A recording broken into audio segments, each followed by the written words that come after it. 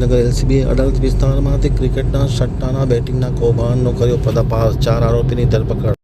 હવે જોઈએ ગાંધીનગર આમતક ન્યૂઝ બ્યુરોમાંથી જે.કે. પટેલનો એક વિસ્તૃત અહેવાલ. ગાંધીનગર એલસીબીએ અડાલજ વિસ્તારમાંથી ઓનલાઈન સટ્ટા બેટિંગનો કર્યો પર્દાફાશ. એલસીબીએ 4 આરોપીની કરી ધરપકડ.